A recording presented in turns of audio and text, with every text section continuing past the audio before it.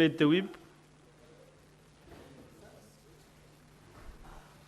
Thank you, Mr. Speaker. Mr. Speaker, I rise to support two very important statements that have been brought about by two distinguished senators. One, briefly, is to comment on the statement brought about by Senator Omtata in terms of, really it boils down to the issue of management of the city.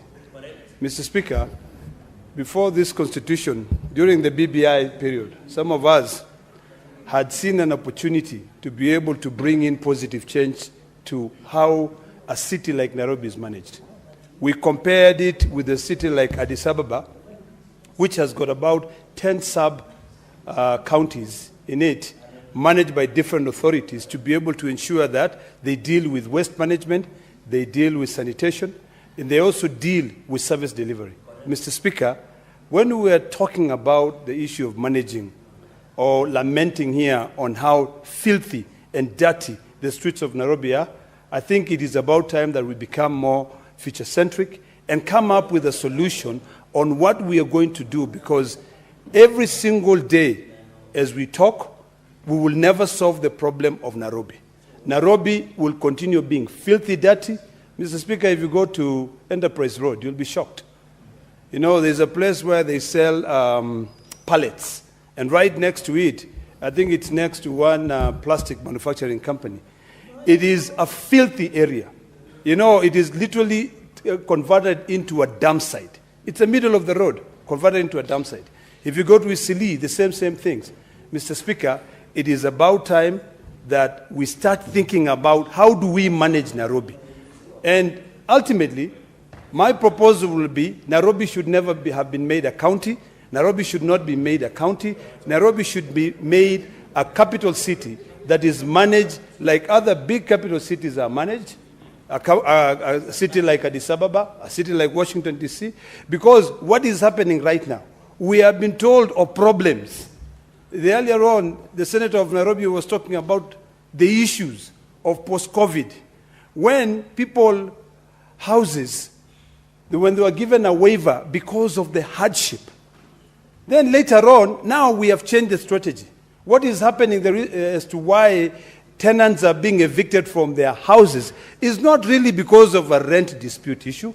It is because of these affordable housing redevelopment strategies that are coming up.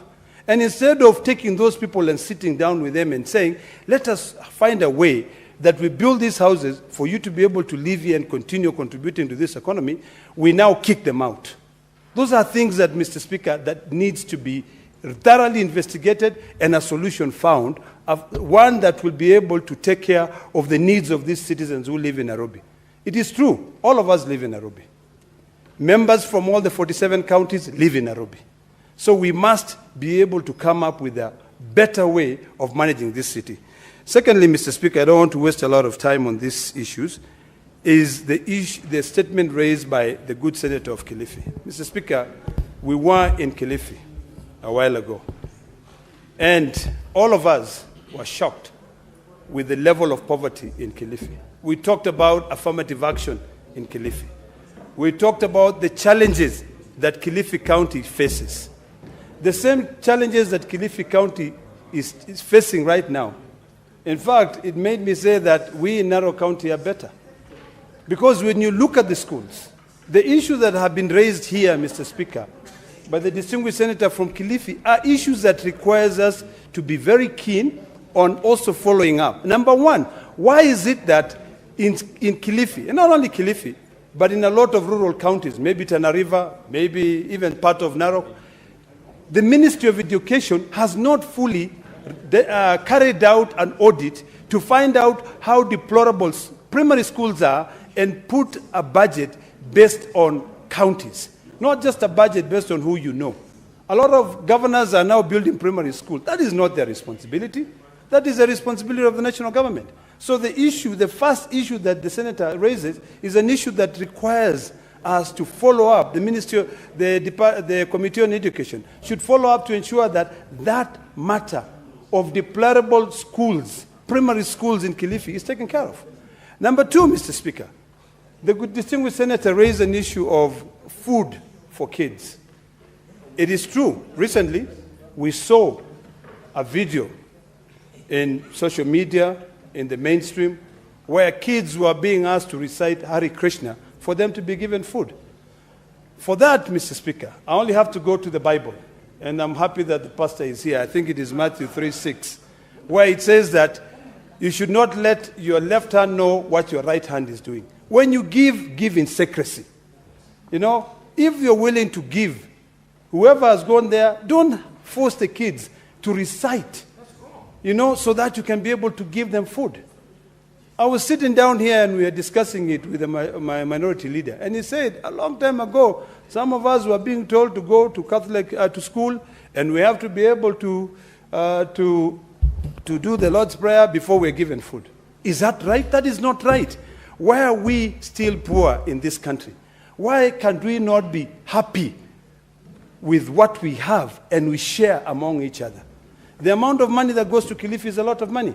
But is it proportional to the amount of money that is budgeted by the Ministry of Education to be able to support the kids in Kilifi? So, Mr. Speaker, these issues that have been raised are important.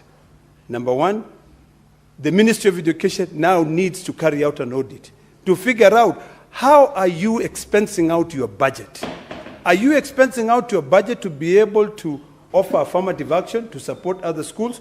Or number two, what can we do to ensure that these kids who cannot afford a meal are actually taken care of? Those are issues that I hope will not disappear in this statement as we try to sensationalize the issues of poverty in the country, that we follow through, and I hope our committee will do the same. Thank you, Mr. Speaker. Honorable Senators, if you can realize I have extended the time and allocated for the commensal statements. But I have 8 minutes. At 5, we should cruise on this matter. So if you allow 2 minutes each, I will get 2 from this side and 2 from the other side. Senator Mungatana Danson, then we conclude. 2 minutes, kindly. Thank you, Mr. Speaker. Mr. Speaker, the